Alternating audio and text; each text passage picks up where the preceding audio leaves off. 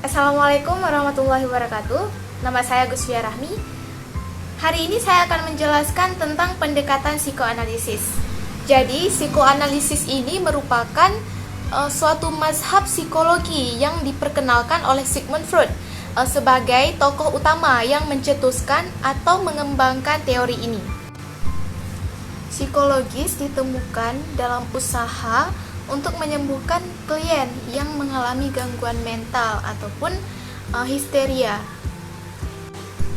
ataupun pertanyaan yang mengungkapkan permasalahan klien. Menurut Freud sendiri, psikoanalisa itu merupakan pandangan baru tentang manusia, di mana ketidaksadaran itu memainkan peran sentral. Dalam perkembangannya, Freud menggunakan teknik asosiasi bebas ataupun free association yang kemudian menjadi dasar dari psikoanalisis.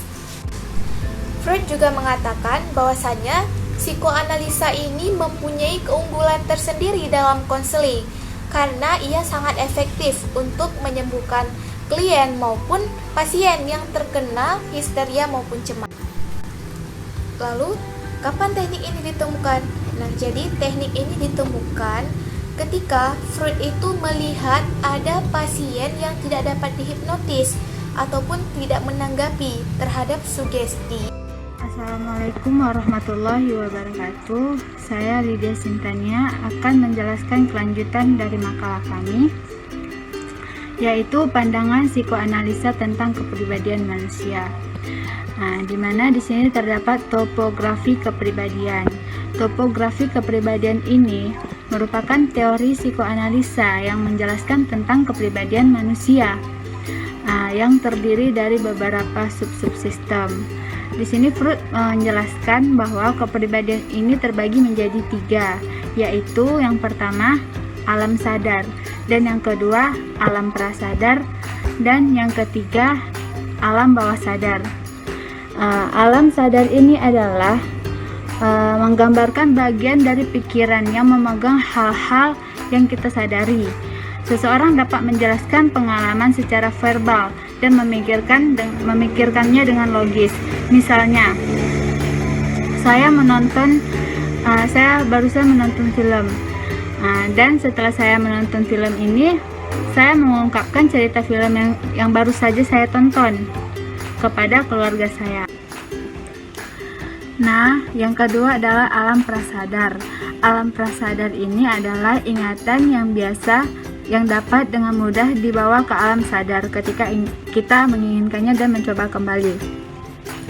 Contohnya seperti ini, kita melihat anak kecil sedang bermain lompat tali dan tidak nyaman pada saluran pencernaannya. Selanjutnya adalah fase falik. Fase falik ini dimulai dari umur 3-5 tahun. Di mana fase ini Freud memberikan pandangan bahwa pada fase ini seseorang akan mendapatkan kepuasan melalui organ kelaminnya. Nah, contoh yang paling sederhana pada fase ini adalah seorang anak akan memulai menyukai lawan jenisnya. Anak yang selama ini memandang ibu sebagai cinta pertamanya dan beranggapan bahwa ayah adalah saingannya akan memunculkan perasaan cemas karena khawatir akan cinta ibunya tersebut. Selanjutnya adalah fase laten. Fase laten ini dimulai dari umur 5-12 tahun. Fase ini dikenal juga sebagai fase pubertas atau puberti. Yang menjadi ciri khas dari fase ini,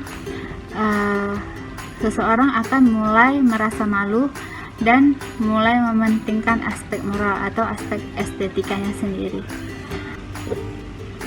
Nah, yang terakhir adalah fase genital. Fase genital ini dimulai dari umur 12 sampai dewasa. Tahap lanjutan ini, seseorang mulai menyalurkan keinginan seksualnya melalui objek luar. Contohnya saja, seperti keikutsertaan seseorang pada sebuah komunitas, organisasi, dan menikah dengan orang yang dicintainya, serta berkarir. Orientasi hidup seseorang sedang bermain lompat tali, dan ketika kita melihat mereka bermain lompat tali, kita mengingat bahwa kita waktu kecil pernah bermain lompat tali dan kita ingin mencobanya kembali. Itu adalah alam prasadar. Selanjutnya adalah alam bawah sadar. Alam bawah sadar ini adalah pikiran yang paling besar, bagian pikiran kita yang paling besar dan paling penting, namun tidak dapat langsung diakses oleh kesadaran sehingga kita mustahil untuk dapat memikirkannya kembali. Nah, selanjutnya adalah struktur kepribadian. Struktur kepribadian ini menurut Freud terbagi menjadi 3 bagian. Yang pertama adalah id, dan yang kedua adalah ego, ketiga adalah superego. Baiklah, saya akan menjelaskan secara singkat tentang struktur kepribadian id, ego, superego. Menurut Sigmund Freud, mengatakan kepribadian ini terbagi menjadi 3 elemen, di mana bekerja menciptakan perilaku manusia. Yang pertama adalah id. Id ini adalah komponen yang hadir sejak lahir. Aspek kepribadian sepenuhnya sadar dan termasuk dari perilaku naruliyah dan primitif.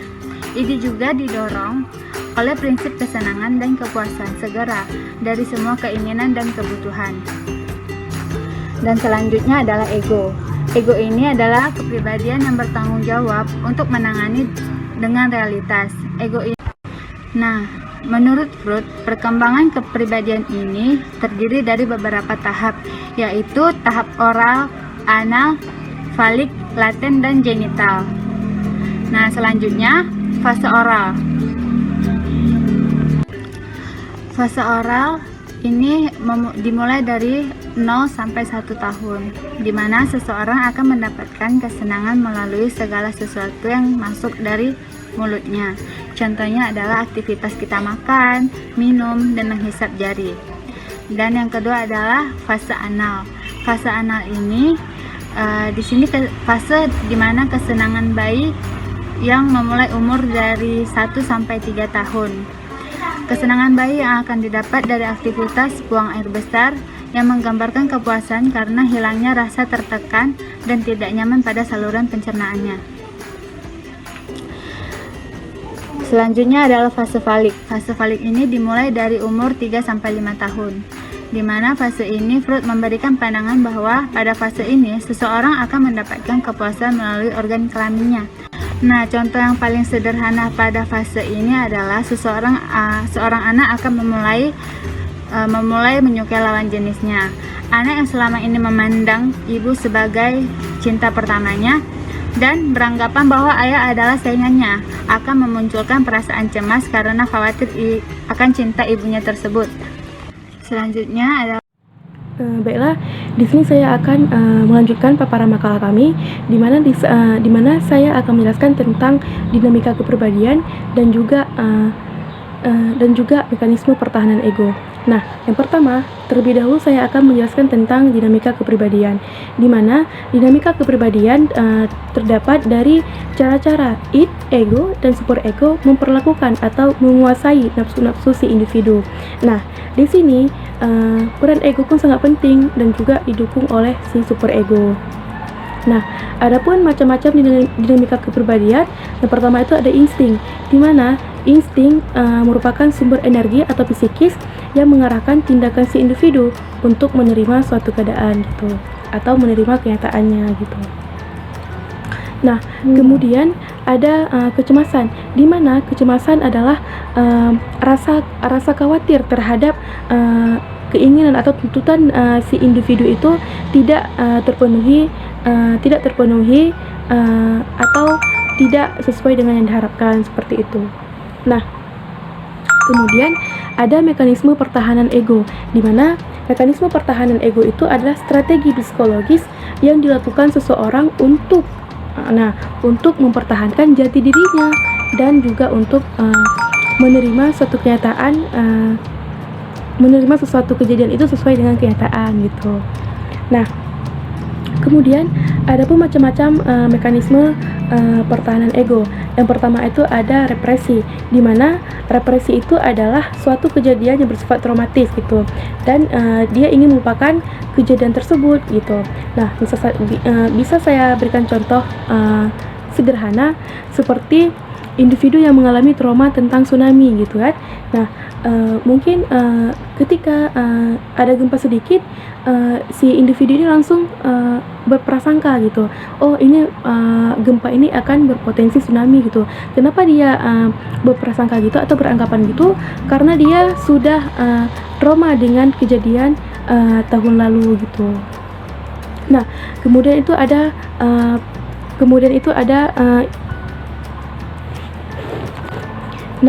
Kemudian itu ada introyeksi, di mana introyeksi itu sikap atau tingkah laku seseorang yang menimbulkan kecemasan terhadap orang lain. Nah, bisa kita berikan contoh sederhana juga, seperti misalkan ada siswa yang malas belajar. Nah, dia mengadu kepada orang tuanya, dia malas belajar bukan karena dirinya sendiri, tetapi karena guru yang di sekolah kurang efektif dalam proses belajar mengajar atau PBM gitu.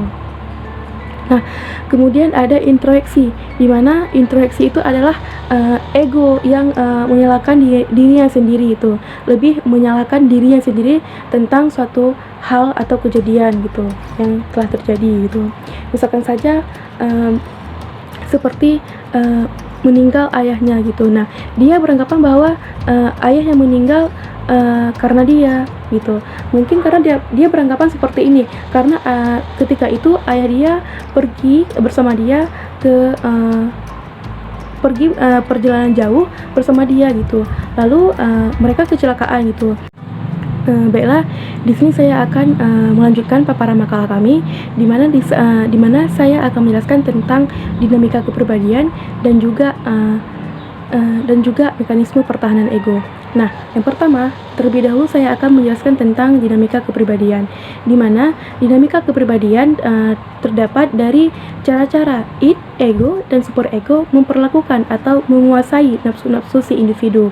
Nah, di sini peran ego pun sangat penting dan juga didukung oleh si superego.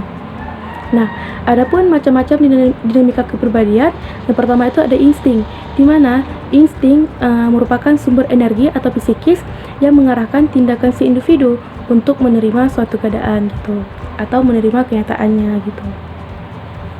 Nah, kemudian ada kecemasan, di mana kecemasan adalah rasa khawatir terhadap keinginan atau tuntutan si individu itu tidak terpenuhi atau tidak sesuai dengan yang diharapkan, seperti itu. Nah, kemudian ada mekanisme pertahanan ego, di mana mekanisme pertahanan ego itu adalah strategi psikologis yang dilakukan seseorang untuk mempertahankan jati dirinya dan juga untuk menerima suatu kenyataan, menerima sesuatu kejadian itu sesuai dengan kenyataan gitu. Nah, kemudian ada pun macam-macam mekanisme pertahanan ego. Yang pertama itu ada represi, di mana represi itu adalah suatu kejadian yang bersifat traumatis gitu, dan dia ingin melupakan kejadian tersebut gitu. Nah, bisa saya berikan contoh sederhana seperti individu yang mengalami trauma tentang tsunami gitu kan.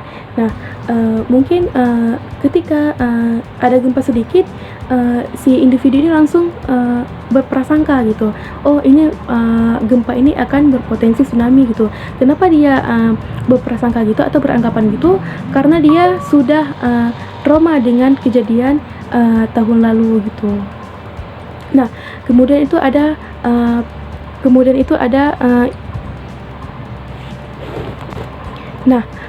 itu ada introyeksi, di mana introyeksi itu sikap atau tingkah laku seseorang yang menimbulkan kecemasan terhadap orang lain. Nah, bisa kita berikan contoh sederhana juga, seperti misalkan ada siswa yang malas belajar. Nah, dia mengadu kepada orang tuanya, dia malas belajar bukan karena dirinya sendiri, tetapi karena guru yang di sekolah kurang efektif dalam proses belajar mengajar atau PBM gitu. Nah, kemudian ada introyeksi, di mana introyeksi itu adalah ego yang menyalahkan dirinya sendiri, itu lebih menyalahkan dirinya sendiri tentang suatu hal atau kejadian gitu yang telah terjadi gitu.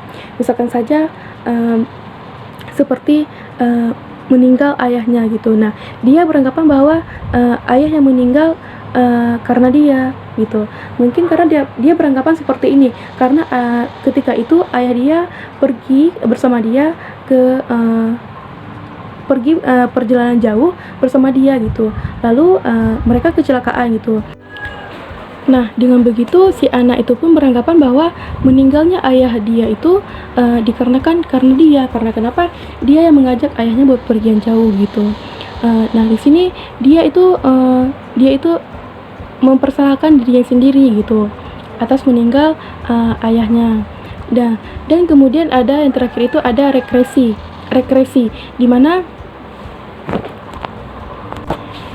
mana regresi itu lebih sifat ke kanak-kanak atau proses di mana individu itu kembali ke masa kanak-kanak ataupun bisa dikatakan dengan kurang matangnya dalam beradaptasi gitu.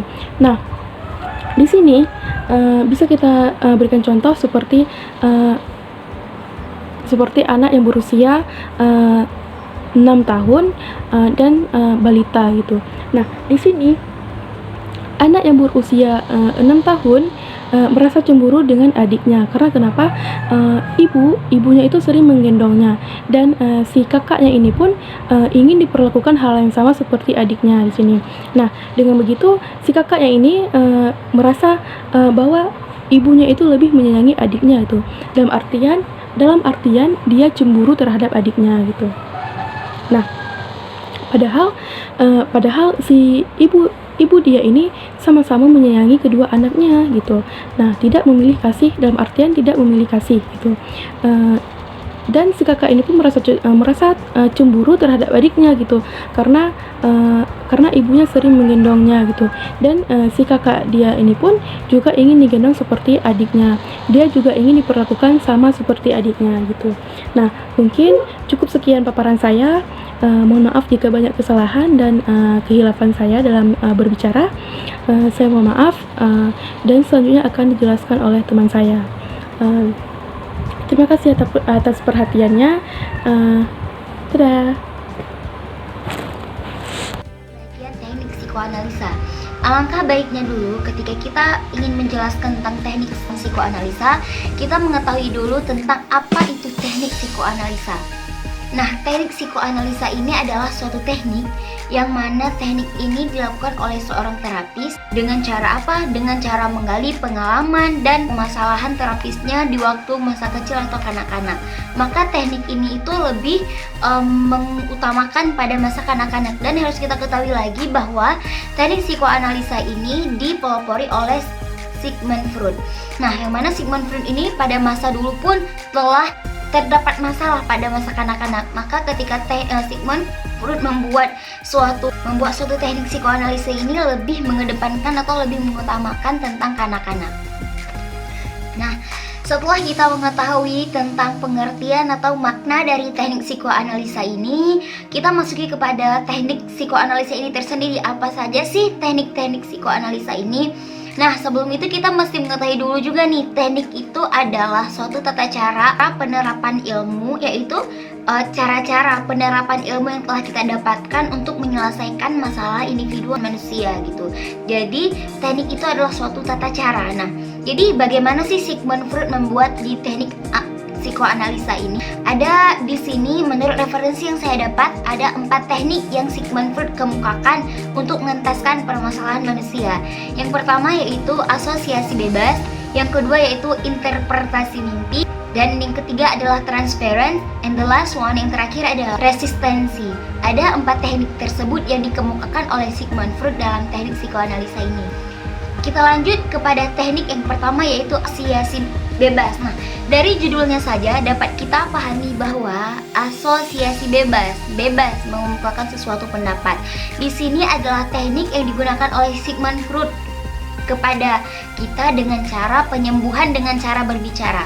Di mana maksud penyembuhan dengan cara berbicara, konselor diminta untuk mengemukakan segenap perasaan. Teknik ini memberikan kebebasan kepada klien ataupun yang sedang terkena masalah tersebut untuk mengemukakan segenap permasalahan yang terdapat di dalam hatinya, pikirannya, keadaannya. Jadi si klien tersebut dituntut untuk berbicara. Ayo bicara gitu, apa aja yang sedang kamu rasakan. Baik pembicaraan yang dibicarakan oleh klien itu menyenangkan atau tidak menyenangkan. Nah, yang mesti kita ketahui lagi, asosiasi teknik ini memudahkan konselor.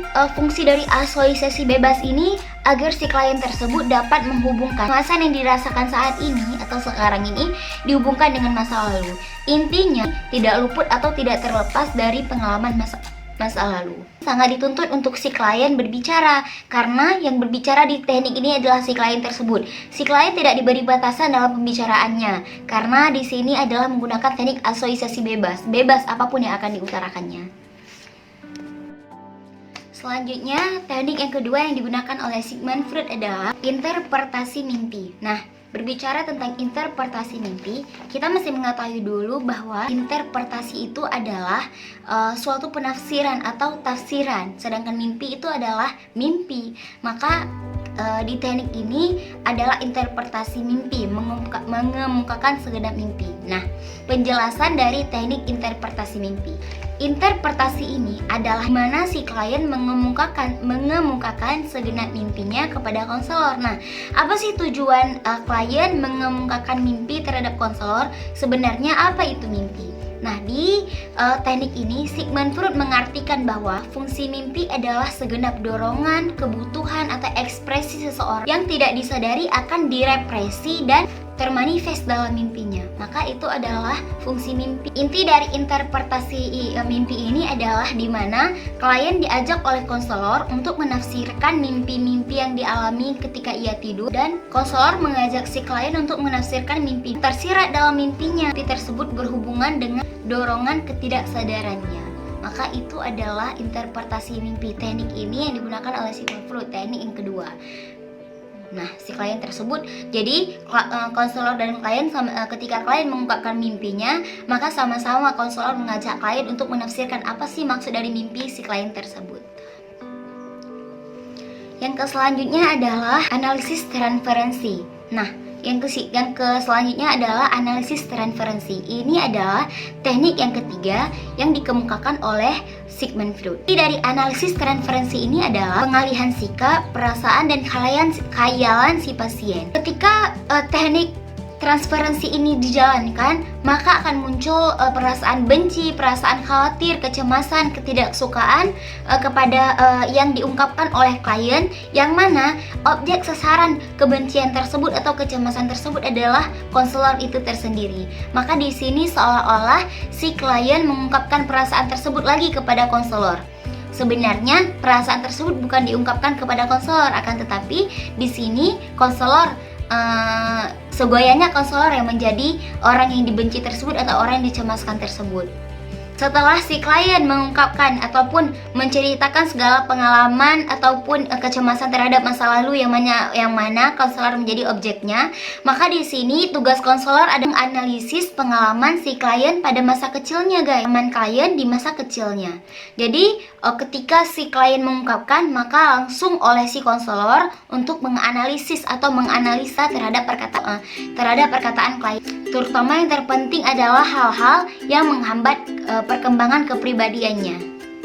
Maka di situ konselor dituntut untuk serius dan benar-benar menganalisis dan melihat bagaimana sih pengutaraan si klien tersebut. Dengan analisis transferensi ini, si klien diharapkan untuk mampu mengatasi masalahnya dengan bantuan konselor. Ketika yang ketiga yaitu analisis transferensi, maka yang keempat adalah analisis resistensi. Yang mesti kita ketahui, teknik yang terakhir ini adalah teknik di mana klien menolak untuk berlangsungnya terapi di antara klien dan konselor, menolak untuk mengungkapkan hal-hal yang menjadi kecemasan di si klien tersebut. Perilaku ini dilakukan sebagai bentuk pertahanan diri oleh si klien itu tersendiri. Nah, disinilah ketika si klien membatalkan atau meresistensikan, tidak ingin mengungkapkan permasalahannya, disinilah klien konselor dapat mengenali apa sih alasan si klien tersebut untuk menolak. Alasan klien menolak untuk melakukan resistensi. Begitu juga sebaiknya hal ini dimulai dari hal-hal yang tampak oleh resistensi konselor tersebut. Intinya si konselor tetap harus melihat mengapa alasan atau argumentasi si klien untuk menolak melakukan terapi tersebut, guys. Jadi, dan hal yang terpenting ketika teknik ini dilakukan adalah sikap terapeutik. Bagaimana tuh maksudnya sikap terapeutik? Yaitu hubungan interpersonal antara konselor dan klien. Di antara konselor dan klien mesti memiliki hubungan komunikasi yang baik, karena kunci ataupun yang paling utama ataupun yang terpenting dalam melakukan teknik tersebut adalah komunikasi. Karena obat seorang konselor ataupun konselor adalah komunikasi. Hubungan interpersonal antara klien dan konselor sangat dibutuhkan dan kerjasama mereka sangat dibutuhkan. Maka konselor mesti pandai dan mampu mengotak-atik perkataannya agar dapat menghipnotiskan si klien tersebut. Maka inilah teknik-teknik yang dikemukakan oleh Sigmund Freud dalam psikoanalisa. Dan selanjutnya adalah kelebihan dan kekurangan, maka akan saya ulas singkat-singkat. Adapun setiap sesuatu atau teknik tersebut memiliki kelebihan dan kekurangan tersendiri. Sebagai manusia ya, pasti memiliki kelebihan dan kekurangan. Di setiap ada kelebihan pasti ada kekurangan. Lalu apa sih kelebihan dari teknik psikoanalisa ini? Yang pertama, kita bisa melihat bahwa teknik analisa ini memakai sarana wawancara saat terapi berlangsung. Nah, wawancara ini merupakan hal yang terpenting loh guys. Dengan wawancara, kita bisa mengetahui atau konselor bisa mengetahui langsung si hati si klien tersebut. Apa sih yang diutarakan oleh klien karena menggunakan teknik wawancara, di mana klien dan konselor dihadapkan 1 banding 1, yang mana konselor mendengar dan klien mengutarakannya. Jadi teknik ini kelebihannya adalah itu salah satu. Kelebihan teknik ini juga adalah pentingnya masa kanak-kanak dalam perkembangan kepribadiannya. Di setiap perkembangan kepribadian seseorang tidak lepas dari masa kanak-kanaknya guys, karena sesuatu itu ditentukan oleh masa kanak-kanak. Tapi menurut teori ini ya, jika kita pikir hal itu juga benar loh. Setiap sesuatu itu sangat dipengaruhi oleh masa kanak-kanak. Di teori ini, Sigmund Freud sangat menggunakan atau mengambil ataupun melihat masa kanak-kanak untuk menuju perkembangan kepribadiannya ke depan. Dan kelebihan dari teknik ini adalah kehidupan mental individu dapat dirasakan. Kehidupan mental individu dapat dirasakan sehingga konselor tersebut mampu meredakan permasalahan atau membantu mengatasi permasalahan si konselor tersebut dan memberi arahan. Karena kenapa? Si konselor sudah mengetahui mental individu tersebut dan konselor mampu memahami mental individu. Dan terakhir yaitu pendekatan ini dapat dilakukan dengan cara menganalisis mimpi-mimpi, resistensi dan esperansi. Maka itu adalah salah satu kelebihan dari teknik ini, sehingga si konselor dengan mudah untuk membantu si klien dalam menghadapi masalahnya.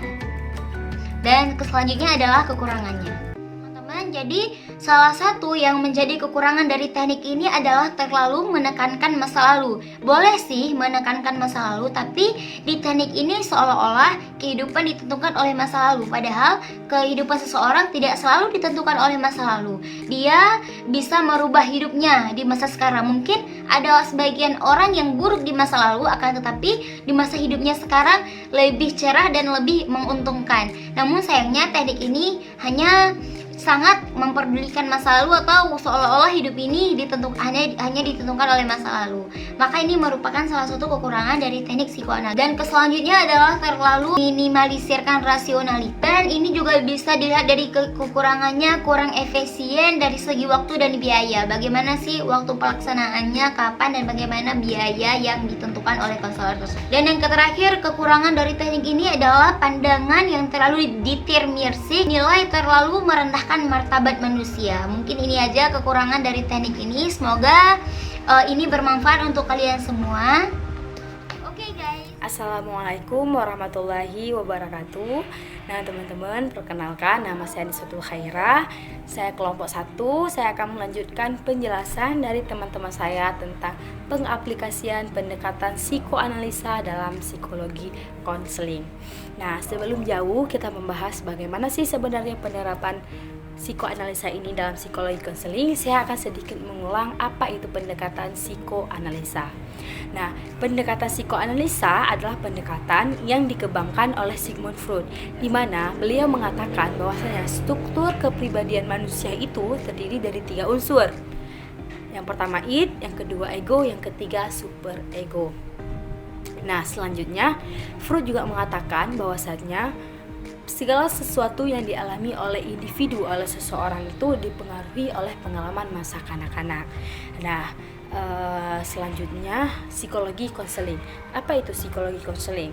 Psikologi konseling adalah proses atau kegiatan yang dilakukan oleh seorang konselor dengan klien untuk menemukan akar permasalahan sehingga dapat menemukan solusi dan mengatasi permasalahan tersebut.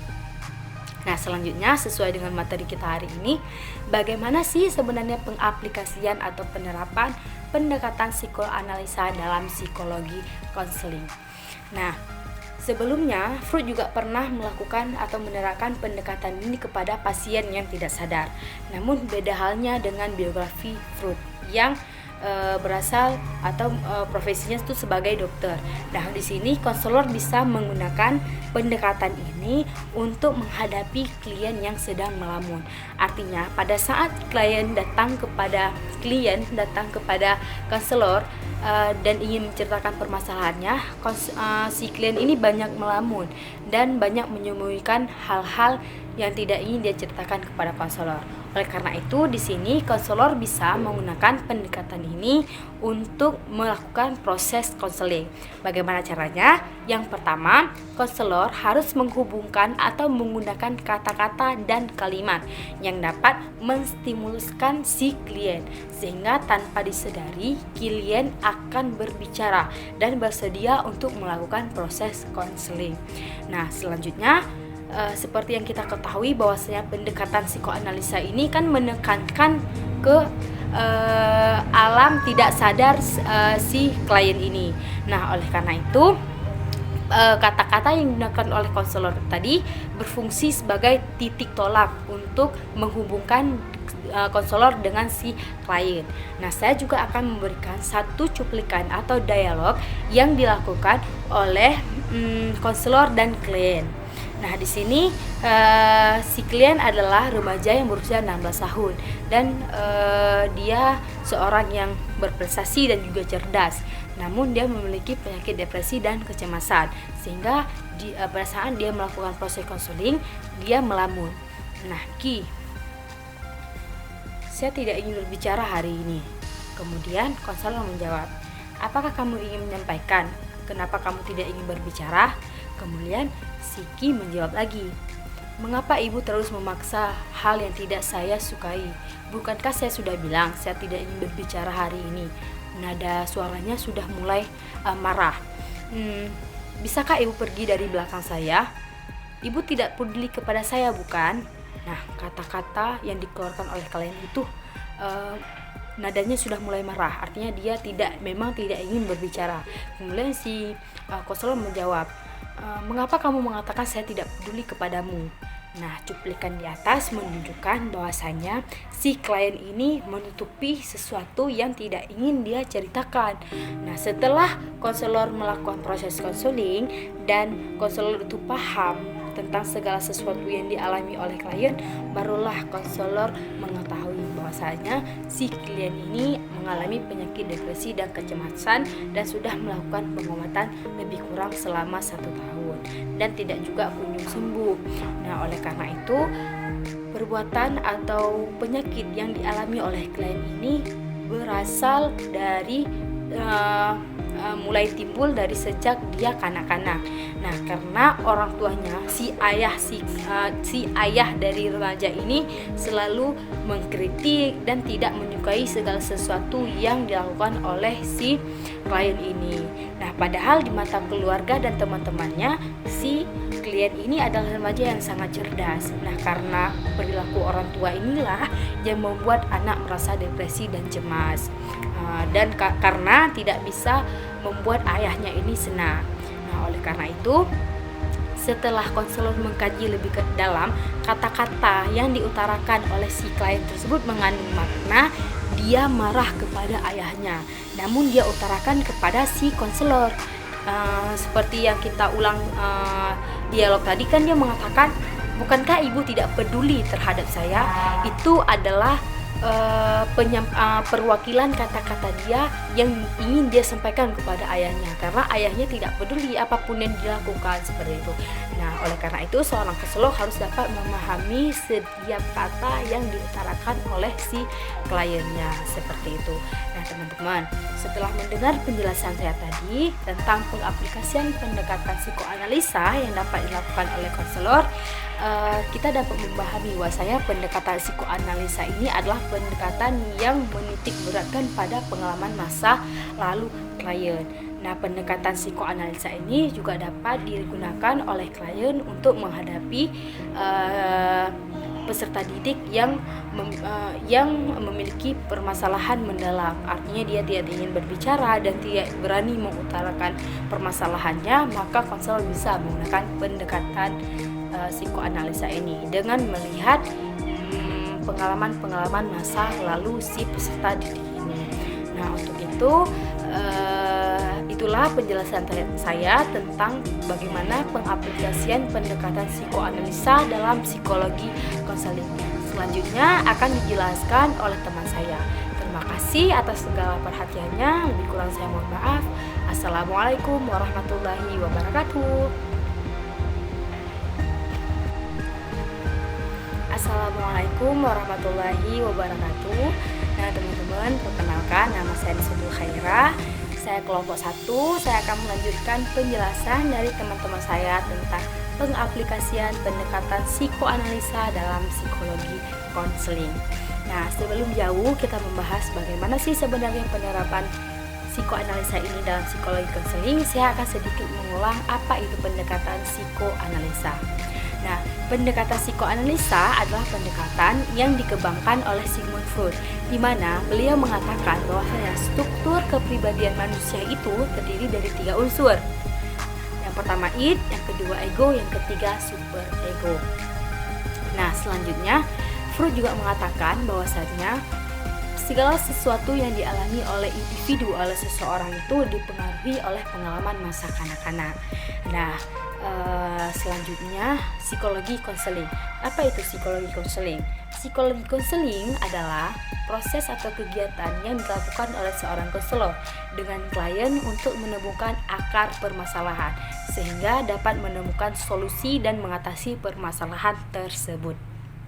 Nah, selanjutnya sesuai dengan materi kita hari ini, bagaimana sih sebenarnya pengaplikasian atau penerapan pendekatan psikoanalisa dalam psikologi konseling.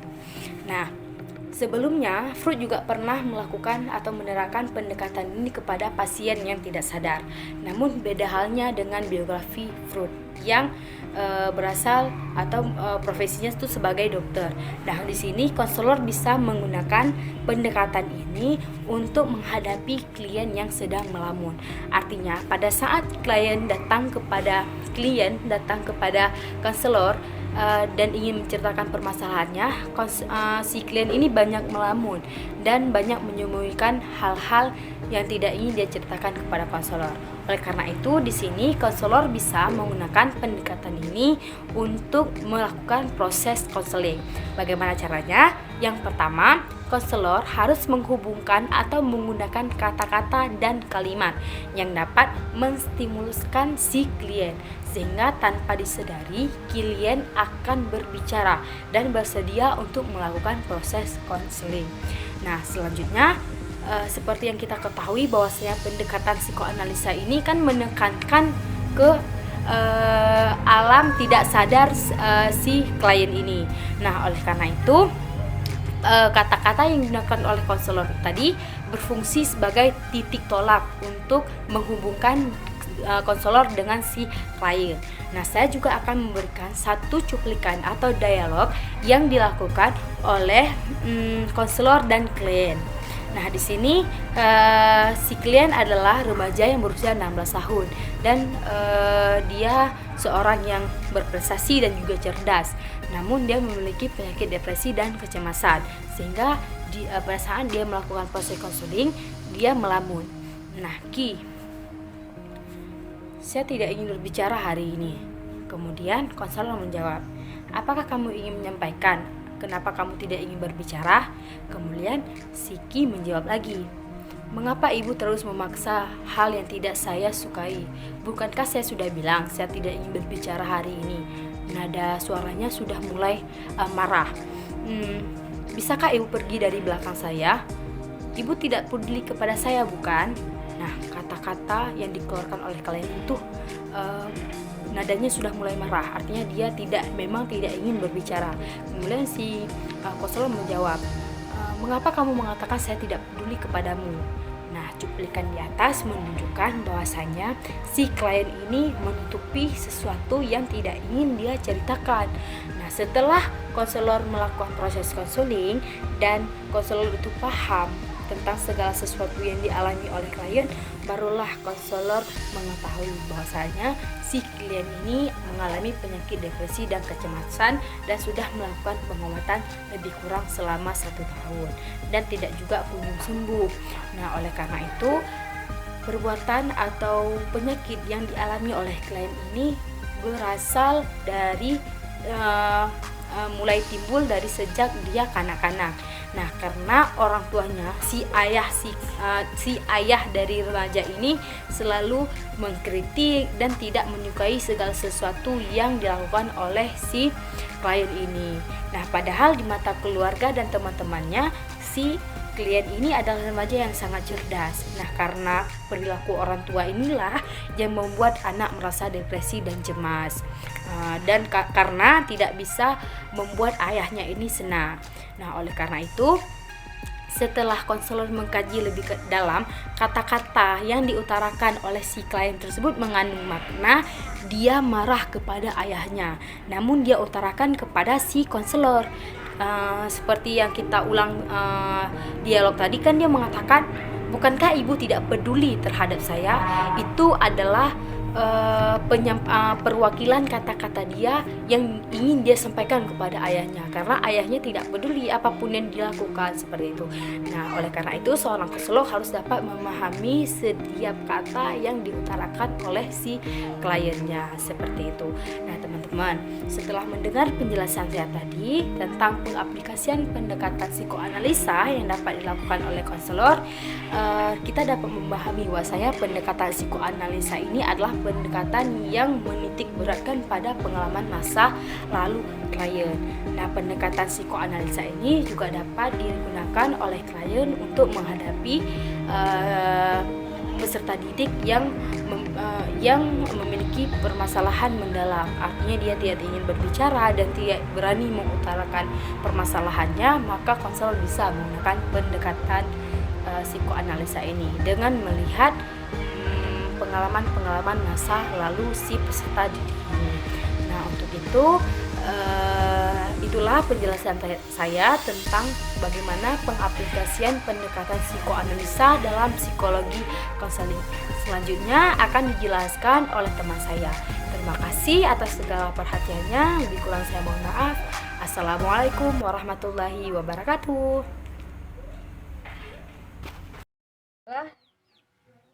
Baiklah, saya akan melanjutkan materi yang sudah disampaikan oleh teman-teman saya tadi, yaitu sekarang peran dan fungsi psikoanalisis bagi konselor dan dalam psikologi konseling. Di sini konselor harus membantu klien dalam mencapai kesadaran diri, setulus hati, dan hubungan pribadi yang lebih efektif dalam menghadapi kecemasan melalui cara-cara yang realitas. Dan di sini juga konselor membangun kerjasama terhadap klien. Jika tidak adanya di sini kerjasama antara klien atau klien tidak bersedia melakukannya, maka konselor tidak dapat dilakukan. Dan di sini juga konselor harus mampu menciptakan suasana nyaman sehingga seorang klien menaruh kepercayaan utuh.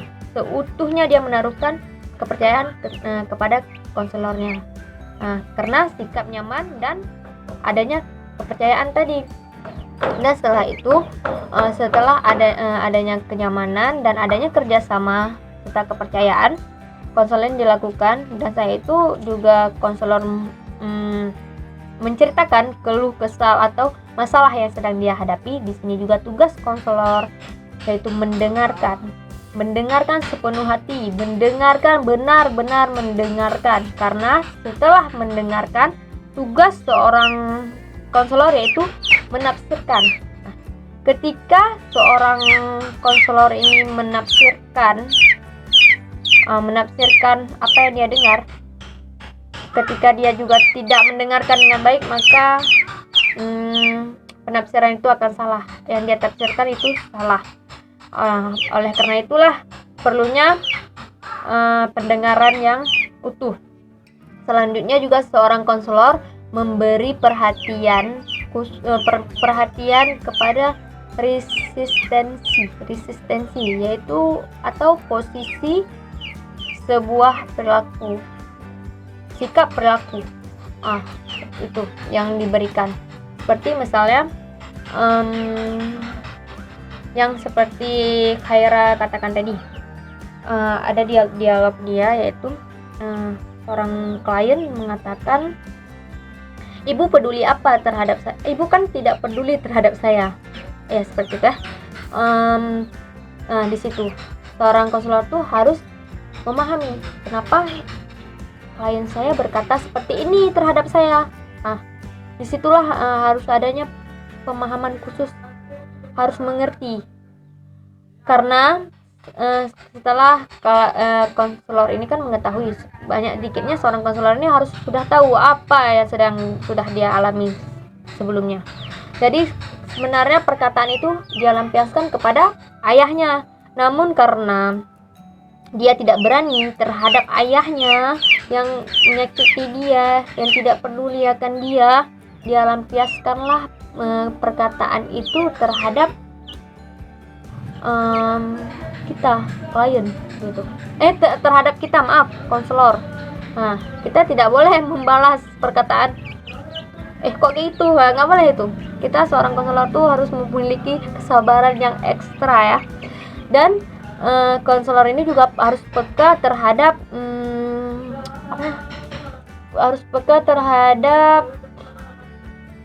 isyarat, terhadap isyarat nonverbal.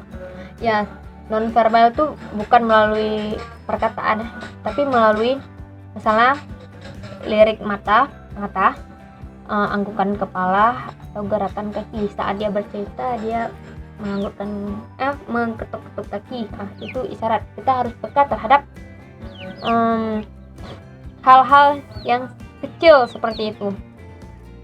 Semua ini kan dilakukan oleh konselor yang tadi, mendengarkan semua itu untuk mempercepat proses penyadaran hal-hal yang tersimpan dalam ketidaksadaran seorang konselor ke seorang klien gitu.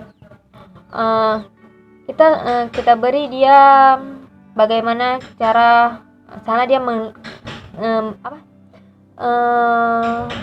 cara menghadapi kecemasan dia, seperti ini seperti itu, kayak gitu. Kita berikan dia pemahaman tentang masalah dia gitu. Dan di sini juga fungsi utama seorang konselor yaitu mengajarkan agar konseling itu memahami atau dapat memahami terhadap masalahnya sendiri, dan mengalami peningkatan kesadaran atas cara-cara yang perubahan dia gitu, untuk berubah dia, sehingga konseling mampu mendapatkan kendali yang lebih rasional atas hidupnya sendiri. Itulah peran dan fungsi psikoanalisis ini. Mungkin hanya ini yang dapat saya sampaikan. Kami dari kelompok 1 mohon maaf jika banyak kekurangan atau salah kata dari video kami ini atau pemaparan makalah kami ini. Kami mohon maaf sebesar-besarnya. Kami akhiri, wabillahi taufiq wal hidayah. Wassalamualaikum warahmatullahi wabarakatuh. Di situ seorang konselor tuh harus memahami kenapa klien saya berkata seperti ini terhadap saya. Nah, disitulah harus adanya pemahaman khusus, harus mengerti. Karena setelah konselor ini kan mengetahui, banyak dikitnya seorang konselor ini harus sudah tahu apa yang sudah dia alami sebelumnya.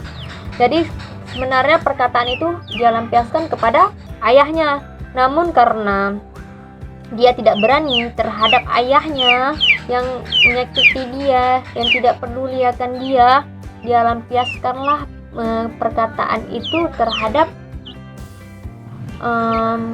kita, klien gitu. Terhadap kita, maaf, konselor. Nah, kita tidak boleh membalas perkataan kok gitu, nggak boleh itu.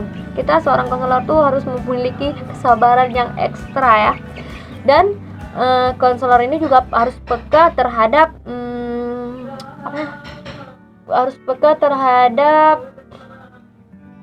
isyarat, terhadap isyarat nonverbal.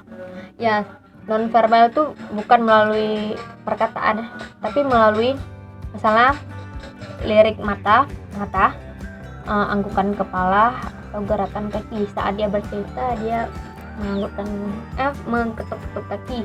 Itu isyarat. Kita harus peka terhadap hal-hal yang kecil seperti itu. Semua ini kan dilakukan oleh konselor yang tadi, mendengarkan semua itu untuk mempercepat proses penyadaran hal-hal yang tersimpan dalam ketidaksadaran seorang konselor ke seorang klien gitu. Kita beri dia bagaimana cara dia cara menghadapi kecemasan dia, seperti ini, seperti itu, kayak gitu. Kita berikan dia pemahaman tentang masalah dia gitu. Dan di sini juga fungsi utama seorang konselor yaitu mengajarkan agar konseling itu memahami atau dapat memahami terhadap masalahnya sendiri, dan perubahan dia gitu, untuk berubah dia, sehingga konseling mampu mendapatkan kendali yang lebih rasional atas hidupnya sendiri. Itulah peran dan fungsi psikoanalisis ini. Mungkin hanya ini yang dapat saya sampaikan. Kami dari kelompok 1